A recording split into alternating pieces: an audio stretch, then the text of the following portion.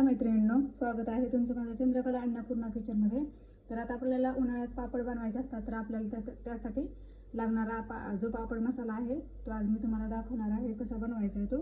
तर इथे मी भांडं घेतलेलं आहे आणि इथे मी 3 चमचे मीठ घेतलेलं आहे, वजनी प्रमाणात 30 ग्रॅम, आणि पापड खार घेतलेला आहे 2.5 चमचे, म्हणजे वजनी प्रमाणात 25 ग्रॅम घेतलेला आहे।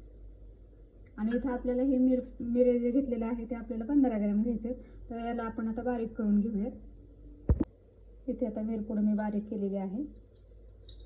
तर 2 चमचे मिरे घ्यायचे आपल्याला, वजनी प्रमाणात 15 ग्रॅम, आणि अर्धा चमचा फक्त हिंग, जो महत्त्वाचा आपला इन्ग्रेडियंट्स आहे तो म्हणजे हिंगामुळे काय होतं, चव छान येते।